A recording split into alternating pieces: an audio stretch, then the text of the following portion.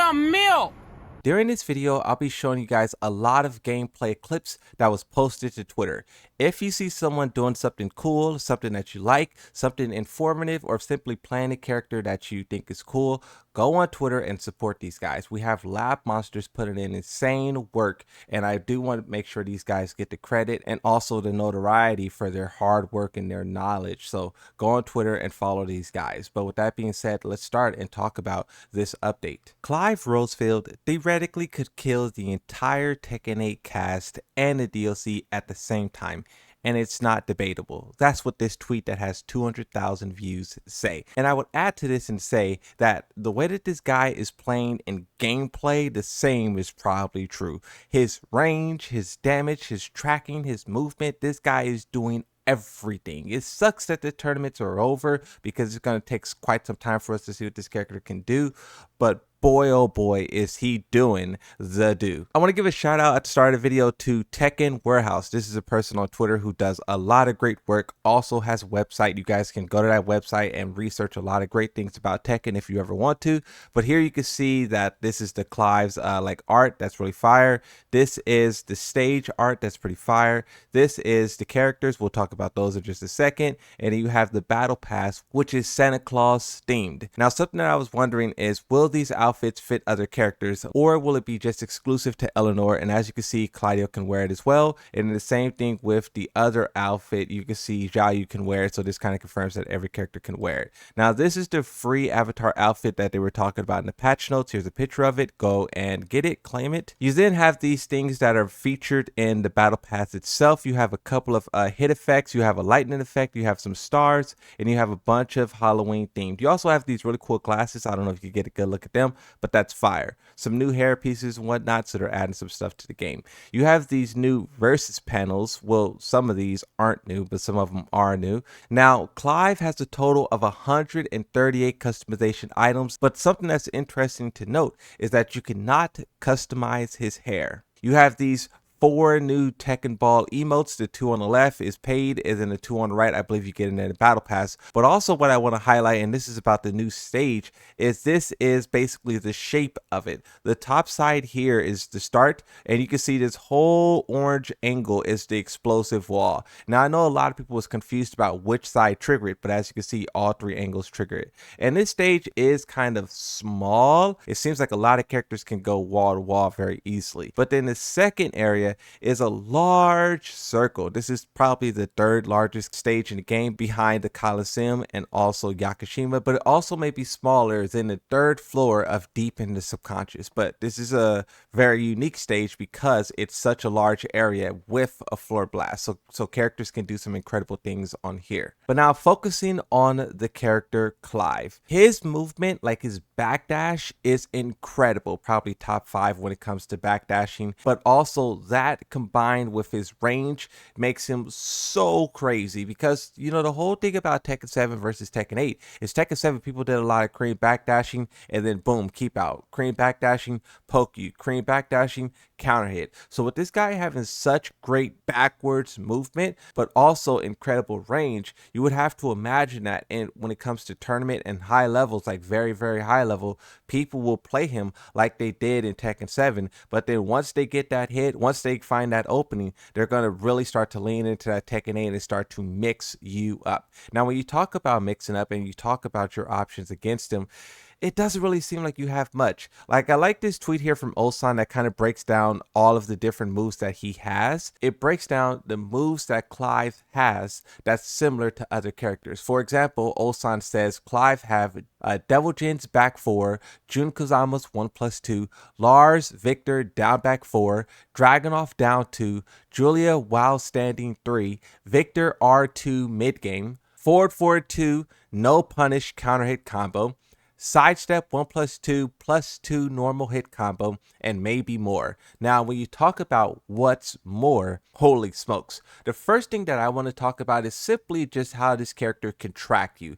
It seems like his tracking is on the stronger end, but also I was kind of second guessing myself because his range is so crazy. So it's like when you move to the right or when you move off axis, his range of his attacks is pointing so far and so wide to to where you still get clipped by it. And for other characters, that really doesn't happen because, you know, I have Yoshimitsu spin, right? Yoshimitsu spin not only moves you left or right, but also backwards. And a lot of the things he was doing was catching that backwards, like diagonal movement, and I was like, holy smokes. Like, for example, his hell sweep where he pulls out that little blue laser gun, that thing was catching the spin every single time. And like Kazuya's hell sweep, Heihachi's hell sweep, pretty much every other character's hell sweep didn't really do that like all the time consistently. Maybe Victor because he has those long legs on his little sweep, but wow, that guy's range and his tracking is a crazy combination. When you just talk about his range,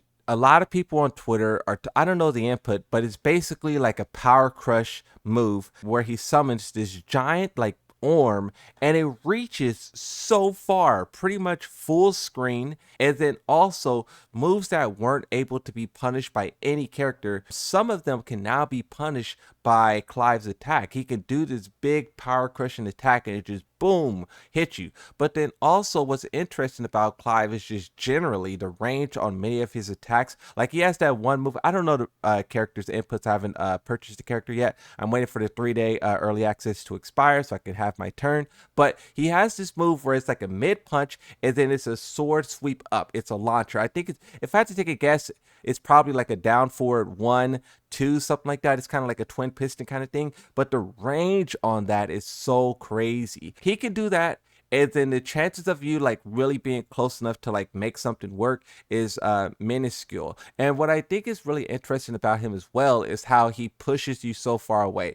I don't know if this is just a Yoshimitsu thing because Yoshimitsu kind of always struggle with reaching the opponent and punishing him.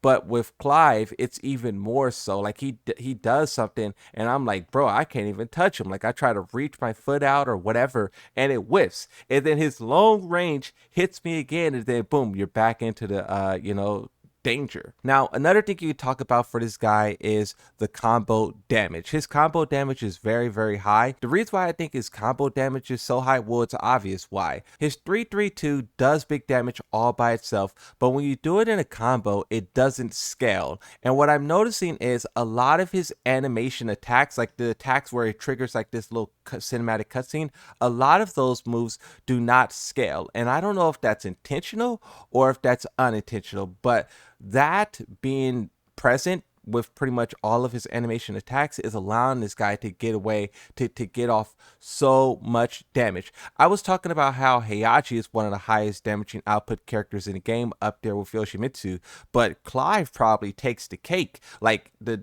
things he can dish out, like it's probably neck and neck with Yoshimitsu. The only reason I say probably is because I have to see this consistently. I have to get more experience with the guy and really see like what he's doing on like a, generally. But from what I was experiencing and what I was seeing on Twitter, holy smokes, his damage is really, really high. Also, comparing him to Yoshimitsu, what I think is interesting is his parry.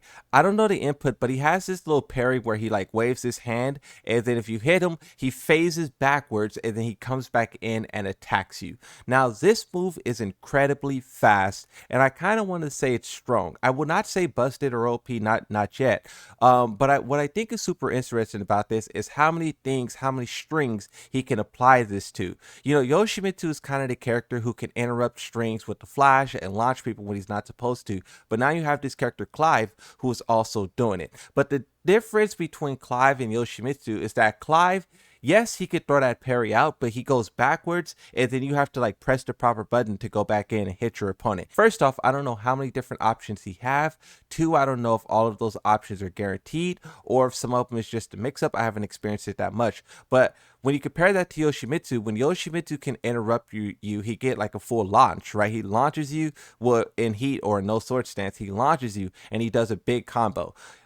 Clive, on the other hand, he just interrupts your string and then he basically hits you. Like I haven't been launched yet, so I don't know if he get a launcher as well. If he does, then that's probably going to be on par with the flash. But I still think the flash is currently stronger than his parry because you just get more reward for it. You get full combos off of the flash. I would be surprised if they don't take away your ability to screw from the flash, just to reduce how much damage it has, especially comparing it to what Clive was doing so far, where where he parries you and then he comes back in and hits you and knocks you down for kind of a mix-up. This guy has a lot of mix-ups all around. Like everything he does is always into a mix-up, and with that range, I feel like they put him in a very perfect range too. They don't put him close enough to you to where you can interrupt him, but he's just far enough away to where he could do a lot of his great tools and really take advantage. This is what the developers said. They said that this guy thrives in like the mid range. Another thing that I'll mention about this, and this is just kind of a side note, which was very confusing to me,